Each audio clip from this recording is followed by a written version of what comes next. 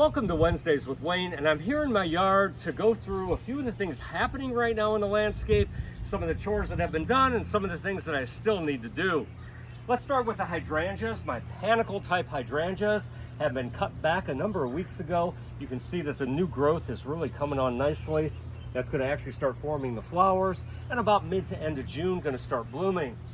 The lawn I've been maintaining, but I need to get the weed whip out, catch these edges. I've been mowing the lawn at about 3.5 inches. This is very competitive then with the weeds. Let me show you a little bit on this Weigela. I've got some reversion going on. Many times in a variegated plant we can get this reversion, so you really need to just clip this off and actually remove that. This is the original plant, which will take over kind of the variegated version. I'm really loving this new plant that I put in last fall, chartreuse on the loose, catmint. Great chartreuse foliage, started blooming extremely early and will continue blooming throughout the entire summer. The hosta bed's coming along very nicely. I was a little concerned about a late frost, but the little bit of tip damage on the leaves was perfectly fine. The hostas have recovered beautifully. Now's a great time for weeding. The soil has been very moist due to rain, so we definitely want to keep up with our weeds. If we pull these weeds out very early right now, we're going to be way ahead of the game for summer. A little bit of deer damage still occurring on my hostas. I've pretty much controlled it for the last month or so, but every once in a while I've either missed it with the liquid fence or the deer just kind of came along and hit the edge. So I am sprinkling some more repellent on a few of the plants that they're still munching on, but the recovery again will be pretty good. It is definitely going to be annual time in my beds. I want to put in a lot of the bedding plants. My front here, you can see all the voids, and I want to fill that in with some nice sun patience.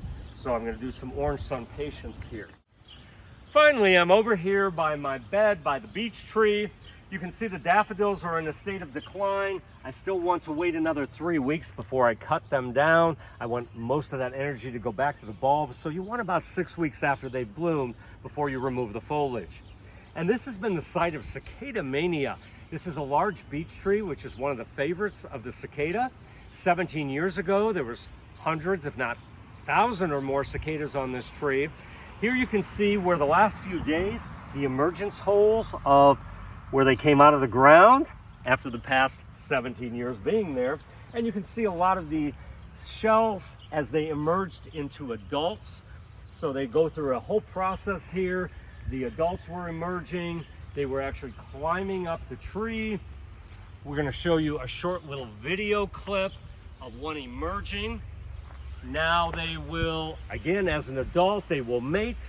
The female will actually lay eggs within the ends of the twigs of the beech tree and lay hundreds of eggs. After about a 4 to 6 week process, the adults die. After about 2 months, the eggs will hatch. They will drop back down to the ground, and for the next 17 years, spend that time in the ground before they re-emerge again.